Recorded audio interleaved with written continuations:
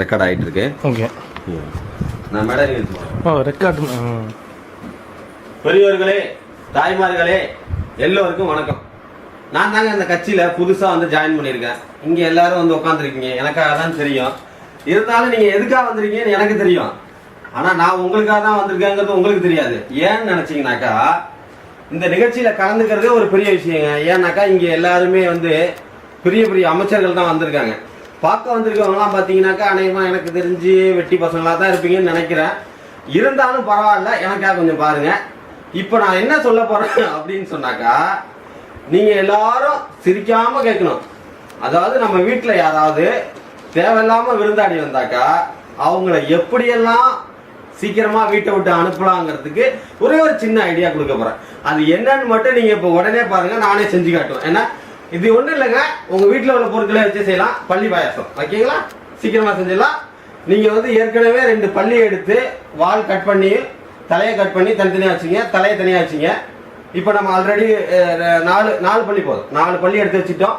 கொஞ்சம் வெங்காயம் டேஸ்ட்டுக்கு பள்ளி பாயாசம் இருந்தாலும் பரவாயில்ல, வெங்காயம் போட்டு போதும், நல்லா இருக்கும். 4 வெங்காயம் எடுத்து வச்சிங்க. பச்சை மிளகா பாயாசத்தில் போடக்கூடாது, அதனால ஒரு 1/2 கிலோ சர்க்கரை வாங்கி வச்சிங்க. அப்போ என்ன தெரியுமா செய்றீங்க, அந்த சர்க்கரை முந்திரி பருப்பு திராட்சைலாம் போட்டால் தான் அது பாயாசம் ஆகும்.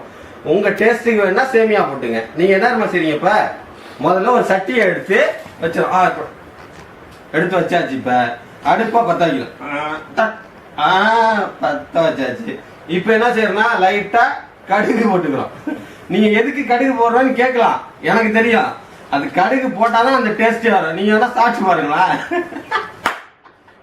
எனக்கு தெரியும் நீங்க சிரிக்க மாட்டீங்கன்னு. இருந்தாலும் இப்ப பாருங்க, இப்ப நான் கடுகை போடுறேன், எண்ணெயை ஊத்தாம கடுகு போடுறேன். லைட்டா கருவறதுக்கு முன்னாடி இப்ப போட்டாச்சு. இப்ப பள்ளியை எடுத்தோம்ல, அந்த பள்ளியை லைட்டா போட்டு 4 வதக்கிட்டு இப்ப கடைசி என்ன செய்யணும், பால், சுத்தமான பால். அது என்ன பால், பூனை பால். அதுதான் நல்ல டேஸ்ட். காந்திக்கு ஆட்டுப்பால், நமக்கு பூனை பால்.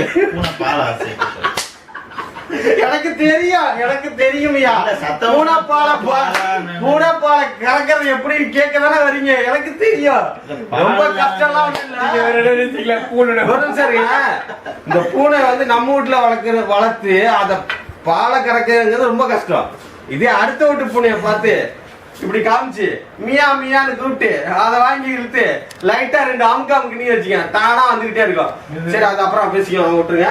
இப்ப நீங்க இந்த பால் எடுக்கிறீங்க, ஊத்துறீங்க, கடுகு கறிட்டு இருக்கீங்க. சீக்கிரங்க, பாலை ஊத்தியாச்சு, போட்டாச்சு. இப்ப என்ன செய்யறோம்னாக்கா, பள்ளி ஆல்ரெடி நம்ம லைட்டா வதக்கி தனியா எடுத்து வச்சிருக்கோம்.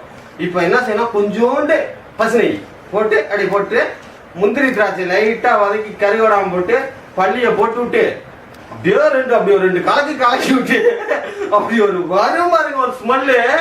ஆஹா, அவ்வளவுதாங்க.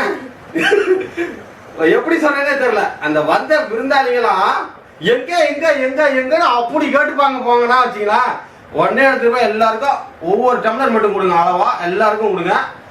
எல்லாரும் சாப்பிட்டுட்டு சீக்கிரமா ஊருக்கு போய் சேர்ந்துருவாங்க. ரைட்டுங்களா? ஸ்டாப். எரிட்டு வரப்போ பஸ்ல வந்தா போறப்போ